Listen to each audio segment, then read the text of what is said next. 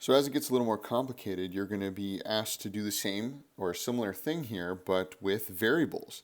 So you need to justify each step. And so what that means is that you are going to be writing down kind of why you know that. So just like in the problems before, we had to say which theorem or whatever we used, we're going to do something similar here. So 72 and x minus 8, these are not some of our special angle pairs that we have where we were able to classify them. So we need to find one that is with x minus 8. And so angle 1 and x minus 8, these are same side interior angles. So what we need to do is we first probably should find angle 1. So I know that in this scenario, 72 degrees is going to be equal to angle 1.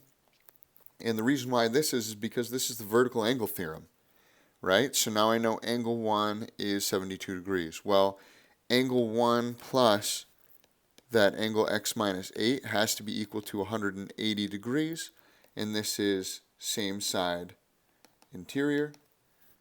So now all I have to do is just plug in the pieces here. So I'm plugging in 72 for the angle 1. So 72 plus x minus 8 is equal to 180. I am going to combine some like terms here. So 64 plus x is equal to 180. I am subtracting 64 from both sides, and you end up with x is equal to 116.